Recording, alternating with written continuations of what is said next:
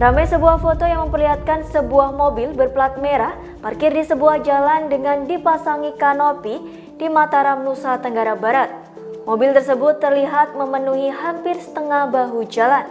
Kepala Dinas Perhubungan Kota Mataram, M. Saleh angkat bicara terkait persoalan parkir di daerahnya. Kepala Dinas Perhubungan Kota Mataram, M. Saleh menyampaikan, tidak ada pembenaran bagi siapapun yang memarkir dengan membuat bangunan hingga membuat terganggunya arus lalu lintas.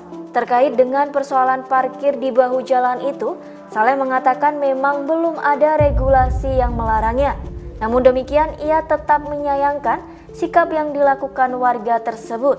Dikutip dari Kompas dalam foto yang beredar di Instagram @info_seputar_lombok, mobil hitam dengan plat merah terparkir di badan jalan di bawah kanopi yang terbuat dari spandek. Diketahui lokasi kendaraan tersebut berada di Perumahan Sweta, Kecamatan Sandubaya, Kota Mataram. Ia telah meminta camat setempat untuk menegur pemilik mobil tersebut.